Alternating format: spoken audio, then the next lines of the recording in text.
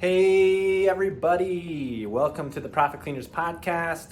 Doing a little behind the scenes action today. We're actually in the office, but we're going to be showing you guys in this episode some behind the scenes content from our paid marketing course, our 10x sales and marketing course, which you can pick up on the profitcleaners.com website. But essentially guys, we're going behind the scenes. We're going to show you some of the stuff that our paid members are getting access to, obviously. We can't release all of it here, but we're gonna give you guys a little sneak peek so you can kind of see what we've been working on the last year. This is essentially all the behind the scenes strategies, sales techniques, methodology, ideology, whatever you wanna call it, that gets us in the door, that gets us attracting the right customers, getting in front of the right people, and then closing those customers and growing almost on autopilot, setting up the right system. So you're gonna get to meet Matt, our in-house sales guy. You're gonna get to see kind of how we go through some of the general stuff. We're gonna go into some of the rebuttals and some of these. So it's kind of a two-part release. We're doing a part one, part two to release this to show you guys kind of what we're doing in the course. But if you like it, pick up the course. There's a whole lot more. There's hours and hours of content. But guys, this is essentially how we went from 0 to 7 figures. Now we're gonna do over $2 million this year in 2021 doing house cleaning. So this is totally possible, guys. This is totally achievable. You just gotta model success, take the right actions, guys, set up the right marketing, set up the right systems. And guys, the good part is once you set up these systems in the marketing, 90% of the work's up front. And at this point in the game, in our business, we just have great customers coming in on autopilot. So if you want to create that for your business, check out these sales sections. It's going to help you close more sales, get way more winning customers into your business. And if you like more of this, pick up the course. You're going to get way more of this kind of content. So until we see you guys on the inside, check it out. Hope you get a ton of value, and we'll see you guys soon. Keep it clean. Grow your cleaning business. Make more money. Have more time. This is the Profit Cleaners Podcast with your hosts, Brandon Condry and Brandon Shane. Welcome back, everyone, to another episode of the Profit Cleaners. Today, we're going to be talking about objections and rebuttals with beers. Beers. Today's episode sponsored by this lovely turquoise, Threat Level Turquoise. Threat Level Turquoise. It is a local brewery here in Albuquerque, and we're supporting local business. So there you go. So we're going to be talking about objections and rebuttals and how you handle those. And we have myself, Brandon Shane, Brandon Condry, and our sales ninja operator of business development, Matt Robbins. Close enough. I always mess That's it so up. good. Yeah. It's a very long business card. Super it's close. like I have to fold it. Yeah. So we're going to be talking to you guys about what we do to handle those objections. You're going to have people that are going to come at you with questions and things that are going to throw you off when you're trying to sell them your cleaning services. And so this is what you say, and this is how you overcome those objections and close the sale so you get way more customers. Yeah. So. All right, guys, so here's the thing, right? So these are objections or questions you might hear, and we've kind of split it up into a couple categories. So we've got questions related to cost, equipment, the process itself, and then trust. So we're literally just going to go down this list and kind of spitball you some ideas. Some of these we covered in a little bit of other videos and snippets, but we'll just do that differently over here. Okay, so my neighbor has his house cleaned for $50. Why is this so expensive? So we covered that in the other one. You built the value during the estimate process, explaining why your company's so kick-ass with its 3 team members and efficiencies and all that. We've got some other little points on here. Reliability. We use our own cars. I highly recommend that you use your own cars, and you're counteracting the housekeeper who's driving their 40-year-old car. These are fleet maintained vehicles. We will show up on time. Consistency. We have a bonus program. We have a training program that we constantly do. And insurance. Your neighbor's house cleaner for $50 definitely doesn't have insurance. If she burns your house down, that's on your homeowner's insurance. Exactly.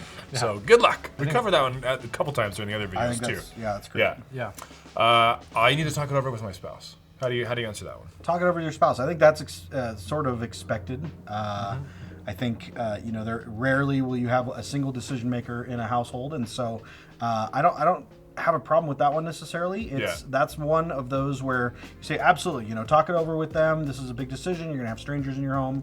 There's a certain comfort level that you need to make sure everybody's on board with and okay with that. And so I'm okay. I don't necessarily have a good rebuttal for that. That's okay. We don't necessarily have to rebut it, but sure. So there's a couple data points you could add. Okay, that's fine. You can talk it over. The estimate I emailed you has a link where you can accept it online at any time. So talk after work tonight.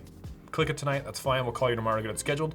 One of the other things we did, especially when we were newer, is that if I can get you to commit to the estimate by agreeing to the estimate online, by the end of the day, by the end of midnight tonight, we'll give you $50 off the first clean or 50% off the first clean. Sometimes we were doing big time discounts to try and do these pushes. And so if you're just needing to get someone in the door, if you've got the confidence in your product that it kicks ass, then give them a deal on the first one. You're gonna lose money on the first clean.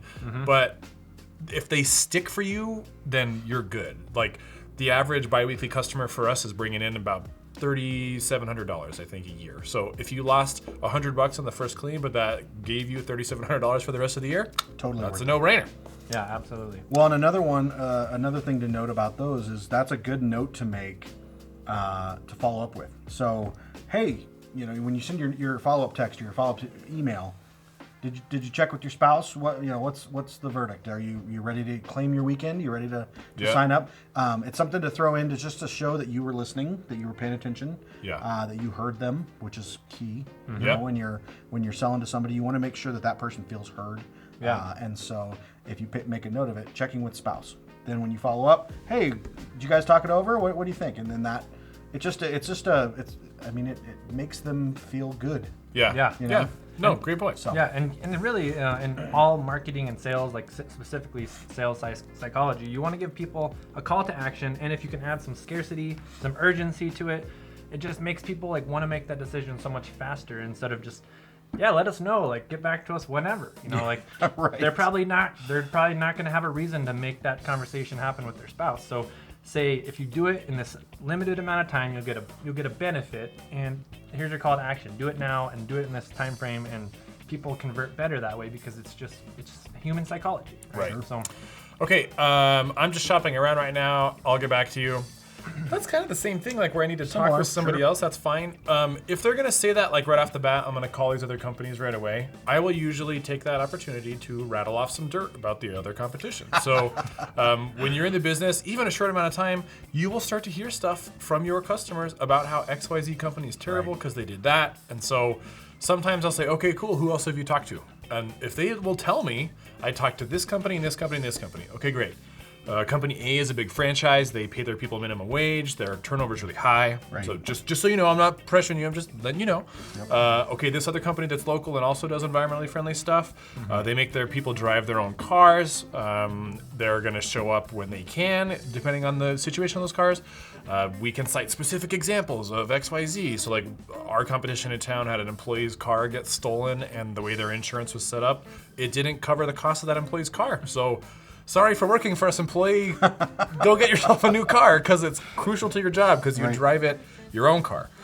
So take that opportunity to list the problems with the competition. And I have had people during that little thing saying, I'm shopping around, okay, well, just a heads up that blank, blank, blank is going to do this. All right, good point. We'll just go with you because I'm already feeling comfortable with you on the call. Let's just do it. So that's a good way to get around that. And to kind of add to that, I tend to try to point out our strengths more than our competition's weaknesses. So it's doing the same thing, but instead of bad mouthing the competition, you're talking about how we're different than them. Yeah. So the end result is the same, but it comes off more in a positive manner. Sure. And that's, in my experience, has proven to be a little bit more. People are more receptive to that. Yeah. That's totally fine. So in my mind, we pointed out all of our positives during the estimate, and so this is just me slinging this in here at the end, depending on what they say. Whatever it may be. Okay, next one. Why don't you just charge by the hour? My house isn't that dirty. This is a good one. All right, what do you get? So this is a good one. I mean, we have this one. This does come up pretty regularly, where people are. It's just me and my wife, and we keep a clean house. And we don't really need deep cleaning every time, and so we need a lesser price. So this is an interesting one. This is one where this could be a red flag, where you realize this customer is not necessarily someone that is, they're not seeking out the service you provide. And so you maybe just say, hey, thank you very much and have a nice day. Or you can explain, look, we understand that your house might be clean. Right. But our folks are going to come in and they're going to clean that place top to bottom. It is going to be sparkling. It's going to be, it's going to be ready for parties. It's going to be ready for, all your family to come over, and obviously post-pandemic, things like that. And so that's a tricky one, and it's a tough one to overcome. But yeah, really explaining that the value is in having us come out, having us clean top to bottom. Yeah. And really do an efficient job of cleaning. Just because something looks clean doesn't necessarily mean it is clean. Another way to phrase that is like, we keep a clean house. Right, but we do this detail-oriented clean that you are not going to do. So when we come out, we do high dusting on tops of your kitchen cabinets and around your window frames and in the corners of the room. We do the ceiling fans. So we do the baseboards. We're gonna vacuum under your couch. Like, I don't care how clean your house is, you're probably not vacuuming under your couch. So that's why there's socks and kids' toys and stuff under there. So you can just kind of, when they object to the hour thing, just point out that, like, look, I get that you're a great house cleaner, but we're gonna do things that you never do. And so that's just another way to push up the positives. Like, this is what we do instead. Right. And I was just gonna say, there's some line that you were using a lot, maybe you still use it, Matt, where you say it can be as little as, right, if they just want a low hourly rate, or is that different? That's more the person that calls the office and says, hey, I just want to know the pricing right now. I don't want to schedule an estimate with Matt, I want to know the pricing. Okay, well fine, it could be as little as $90, but you have to schedule a meeting with Matt to get the details. $90 is if you're getting 1,000 square foot cleaned every week. That's the lowest price point we offer on a service. Right. But so realistically, it's not going to be that. But the point is, they got on the phone with Matt and he went through the bullets and they're like, okay, I totally understand why it's 175. Right. So yeah, so that doesn't necessarily apply in the hour thing. Right. We do have customers where we're going to clean, like, let's say they have a casita. They have an outbuilding on the same property, but we're going to clean this one irregularly. We clean this house every 2 weeks. For those customers, we'll usually make them a break. We're like, okay, we'll clean that thing for $90 an hour on top of whatever this is. So we're already there. So we'll clean that for, if it takes us 45 minutes, we charge you, $70, whatever it is. Yeah. So we'll bend those a little bit if they're existing good customers. Yeah, and sometimes when people want you to just clean a bathroom or just a kitchen, like, you kind of want to explain to them that you're not going to get the full effect of, like, what we're trying to deliver here. Yeah, like, exactly. you're gonna not feel the full experience, and so we can do that, but we really want to. But we charge them the minimum. The minimum's 1,000 square feet. Right. You want us to clean your kitchen and 2 bathrooms? That's 200 square feet total. Well, you're paying for 1,000. So if you're paying for 1,000, just let us do the rest of it. We're already in the house. And I use that a lot. I'll explain to people, look, we'll happily come clean your kitchen and bathrooms, but it's going to be the same price if we clean your living room and your bedrooms, and or it's going to be $18 more to do the entire house. Like, you're not saving. They think it's going to be half price. Yeah. No. Because the bulk of the cost is getting our crew of to the 3 door. people in a company car with all of our own equipment to the door. And then, whether it's an extra 1,000 square feet or not, it's not that expensive. No, there's an economies of scale built in here. Okay, we paid 3 people $12 an hour, so we're paying $36 an hour to move this car around town. That's not including gas and insurance costs. So just by us getting to the door, that's the minimum. That's why we're charging you $115 to ring the doorbell. Right. And then what you do with it after that is up to you. So that's why I explained to them. I love those people, because you go through the estimate, like, oh yeah, we could totally do the kitchens and bathrooms. That's like 500 square feet.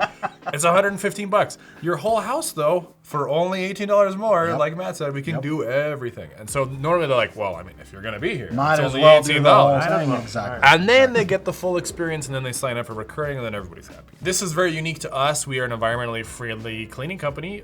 You may not be, but we get pushback sometimes where someone says environmentally friendly cleaners don't work as well. And so our general sort of go-to is like, look, our reviews speak for themselves. We have a 5-star rating, blah, blah, blah, go read them. But you can also take the time to explain more about the chemical itself if you want. And again, that's unique to whatever you're using, but they do work. Most of it's just elbow grease. It's just that we're swapping out super stinky bleach for nice smelling hydrogen peroxide with some citrus oil. Someone still has to scrub it, that's the point. Right. Will they get my fans? They're really high up. Yes, we'll get your fans. We have extension dusters, so the handles that we use extend to, it's got to be 10 feet, and the thing on top of it, and then if you picture a 5-foot tall person on a 18-inch tall step ladder, like we can get 20 feet in the air reliably. Now we have a couple customers where I'm like, we are not going to be able to get that fan. That one is way up there. And so that's again where we would refer them to someone else. But we've got Joe Blow handyman who has a 25-foot A-frame ladder. He'll do it for this much, and you want to do it twice a year. So yes. Do you bring our own supplies? Again, independent of your company, but for us, yeah, we bring everything. Part of the value that we build is that you don't have to provide us anything. We're bringing fresh rags, fresh chemicals. All of it's new just for your house. Yep. Okay, more on the process stuff. So is it the same team every time? We do our best. Like we're a growing company, so anytime we add a team, people get shuffled around. But for the most part, it's going to be the same team that comes out every time. I'll usually put a caveat on there that says if you are normally at Wednesdays at 12 and you had to reschedule to Thursdays at 2 for 1 week for a holiday or something, that's probably going to be a different team. But if you stick with your time slot and you don't move, yeah, it's probably the same team. Usually what I'll say is our goal. Our goal is to have the same team out there, month after month or every 2 weeks or whatever, barring any illness or vacation time or things like that. Yeah. And so that way they know that there's a possibility that someone new will be in the mix, but we're trying to get you the same group of 3 people every time. The other caveat too is that if someone is sick, they're still going to get 3 people. We just have a floater that fills in. So it's just someone who dropped in. So 2 out of the 3 are the same. Right. This other one's just as well trained. It's just that they bounce between teams to cover empty time slots. Right. Yeah. And you'd be surprised how many like negative complaints or reviews we have specifically just on that one thing. I mean, we don't have a lot, but I'm just saying when they do come in, it's usually a couple of things, and it's, hey, there was another random person on my team today, because people really expect their team to be there. Right. And this is funny because at a lot of other companies, they don't do this at all. So it's not just even an attempt. Not even an attempt, and it's always different people. So we really try to have the same team come to these houses, but if it's off one day, people get really upset about it. So you got to manage those expectations up front, like Matt was saying. Exactly. And just tell them what to expect. Right. Right. Can you do this insert special request here? Can you take my china out of its hutch and rub all of them with a special rag? No. I mean, you say it a little bit better than that. So the thing that we try to push people towards, like we have a niche that we cover very, very well. That's the detail-oriented checklist. It's the same thing every time. That frees up your time to do those things. But if they're insistent, yes, we've got so-and-so who can come out to help you do X, Y, Z. A good example that comes up with kind of regularity is that people want us to put oil or furniture polish on some piece of wood, natural wood. I don't want to do that because I don't want to break your super expensive table or whatever because we used the wrong thing. So there's actually a guy in town, it's a franchise, maybe you have this in your town, but it's called the Furniture Medic. And that's what he does. He replaces, repairs, oils, they maintain wood furniture. So if it is that kind of special project, yeah, I've got a person I can refer to that'll help you do that. Right. I think that's the key, is if they ask for that special request that you can't do, give them a solution to their problem. So no, we don't do laundry, but we got this great company that we work with. They're called The Cleanery, and they'll come to your house and pick up your laundry and do it all and bring it back to your house. And they're amazing to work with. Do you want their number? Those types of things. Carpet cleaning, the windows, all those things that we get requests for all the time. Yeah. We don't do that, but let me put you in touch with the guys that we would recommend. Yeah, you want them to leave. You want them to leave happy. Like even though I didn't end up cleaning your carpets or whatever, you have a positive experience with me because I got you the guy who's going to do it so freaking good that the next time you want a house cleaning, you're like, I remember those guys. They helped me out with the thing, so I'm going to call them up. Yeah. This is one of my favorites when people say this. I can do it better myself. Well, then why did you call us in the first place, for starters? That's a little weird. But so the answer there, I think, is like, look, the goal is not to outdo you. We're not trying to compete. We said it before, but like we're going back to the list of details that you probably don't do with regularity. And also our goal is to free up your time so that you can go live your life doing something else other than telling me that you're better at cleaning toilets than we are. Yeah. I think this is like people's ego even getting in the way. They're like, yes. Like I've heard a lot of people say, like, my wife does that and she will never let me like give that job away, like because she wants to feel like that's my house and I do these things in the house. And, so Agreed. And it is, sure, maybe you can do it better yourself. But is that how you want to spend your time? Right. I don't. How much is your time worth? Right. Yeah. And that's exactly the point that I try to make to people is, that's the whole reason you're calling us, is to free up your time. Yeah. Maybe you can do it better, maybe you can't. But is that how you want to spend your time on the weekend? Or do you want to be out with your kids playing in the backyard? Yeah. Yep. Exactly. 3 people's too much. I just want 1 person. I mean, I guess, but the answer there is look, we've got this very detailed, choreographed checklist that they go through, and 3 people is the most efficient way to accomplish it. And then you can touch on the things that you already covered in the estimate. 1 person does the kitchen, 1 does bathrooms, 1 does dusting. As a team, they all work on the floors. So that's just another way to reinforce what we're doing and why it's different than having 1 person. Also, this became way more important during the pandemic lockdown work from home thing, which was 1 person in your house. If everybody was at school and at work, they could be there for 6 hours and you wouldn't know. But if you are working from home and somebody's there for 6 hours in your space, vacuuming, making noise, opening doors, taking trash out, that's a big chunk of your day. We're in there 90 minutes, 2 hours, 3, depending on the size of your house. But we're in and out, so you guys can all go about your Zoom life on meetings. Right. And I think that's my biggest rebuttal with people when they say something like that. Not so much. I don't know that I've actually heard someone say, "Well, I only need 1. Why are you bringing 3?" But it is man, I've only got a 1,200 square foot apartment. Why are you bringing 3 people? And one, I'll say, well, that's just the way we operate. 1, and 2. That allows them to get in and out of your place in an hour and a half. You don't have to plan your day around house cleaning. Yeah. Nice. And everyone's always like, oh yeah, they're not going to be here all day. That's kind of handy. Yeah. So you can go make a Target run. And by the time you get back, your house is clean. Yeah. That's again saving people's time. Yep.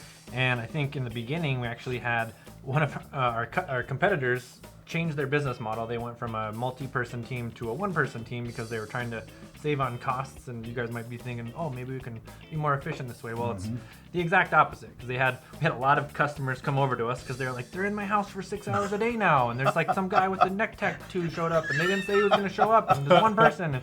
No offense to people with neck tattoos. Yeah, no. But that's the problem, is people want in and out, and a lot of times when we're on our way, people want to be like, when you're on your way, I'm going to head out and go shopping for an hour and come back. And they want that efficiency. So we've covered this a couple times, but can you do laundry and dishes? No, but Cleanery does laundry. Do your own dishes. Yeah, we cleaned all the rest of the stuff, so you have time to do your dishes now, that type of thing.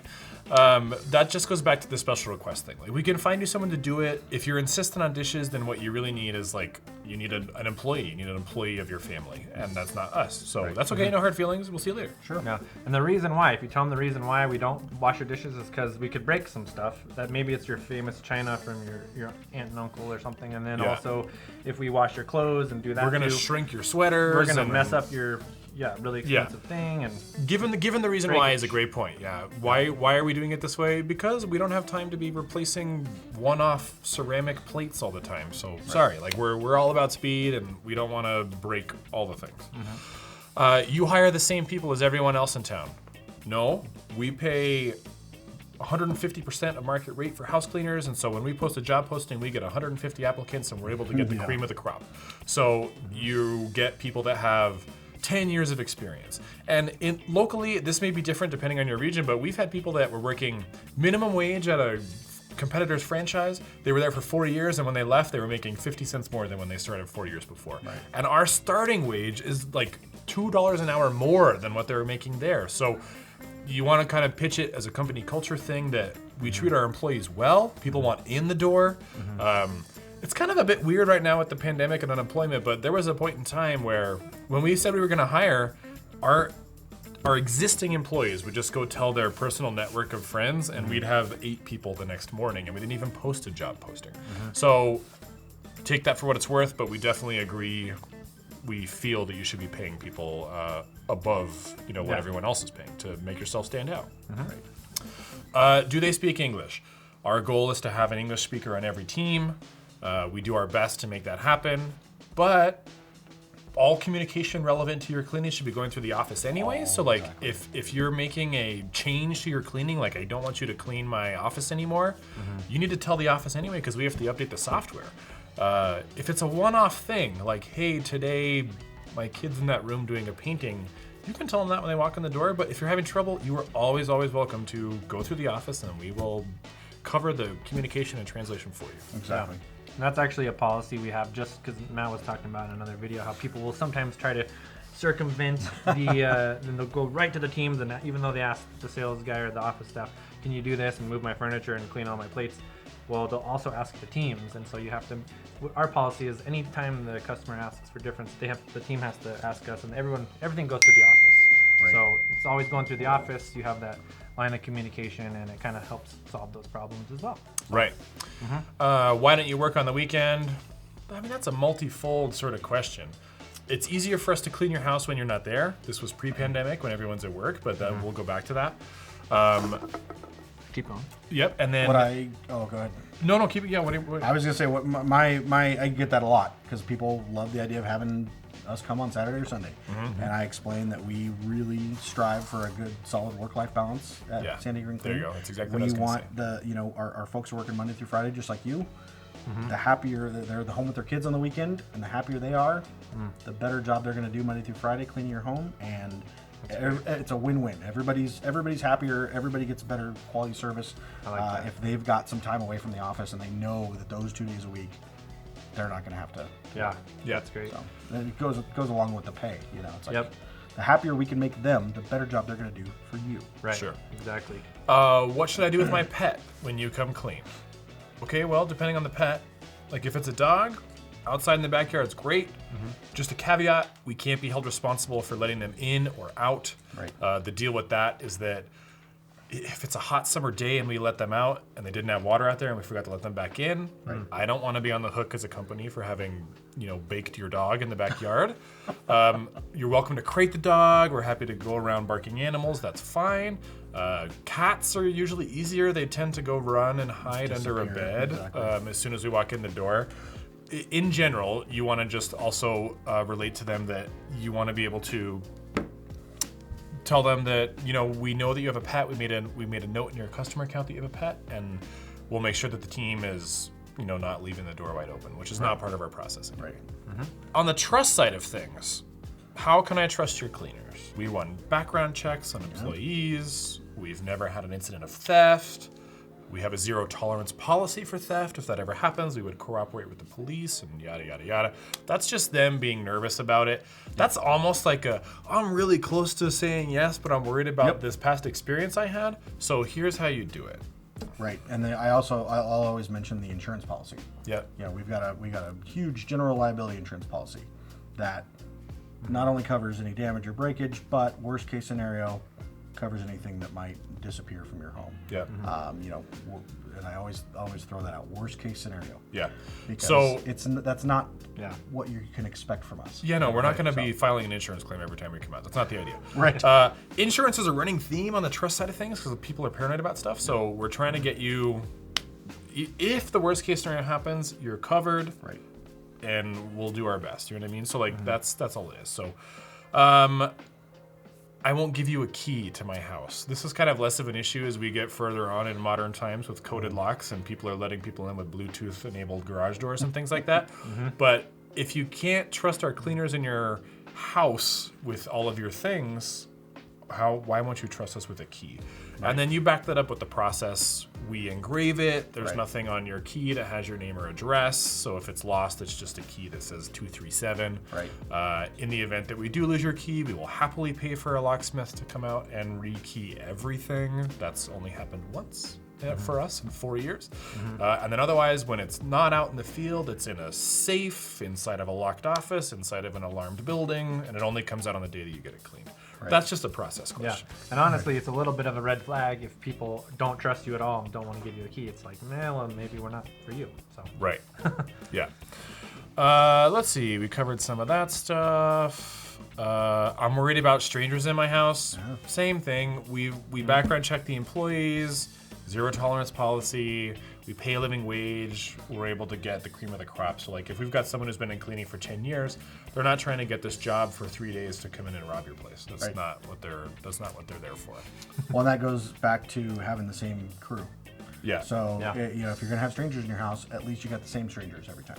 Yeah. Right. And that's what then I tell they become people. not strangers. I like tell you people, start and they laugh, and they recognizing go, oh, yeah, faces. that's a good point. Exactly. Yeah. They get familiar with you. You get familiar with them. Yeah. You know, you start talking about your kids and whatnot, and it's all that's kind of the key. We also incorporate we know exactly who's doing what in the house, right? Based on the job notes. So if something happened to disappear in this part of the house, well, we know, this person was doing the dusting in that part of the house based on the job notes. So you can assure them that we know exactly who's in the house and who's in each duty of the house every time. So it's just another thing that peace of mind. Oh, okay. So we would figure it out, and okay, you know. So you will get people to ask you if you're insured. You should be insured, and the answer to that is of course we have liability and missing items insurance and workers' comp, and sometimes you will get the occasional customer who's like, I want proof of insurance, and every insurance carrier on earth has a department that is dedicated to just this, and you send them a message that says, do I need a certificate of insurance for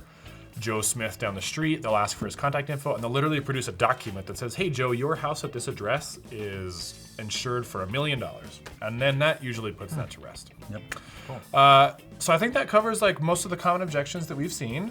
And if you come up with any others, certainly let us know. We're happy to cover some holes, but those are the kind of the categories that you end up seeing over and over and over again. And we'll see you in the next video. Yeah. Keep it clean, guys. Take care. Thanks for joining us today. To get more info, including show notes, updates, trainings, and super cool free stuff, head over to profitcleaners.com. And remember, keep it clean.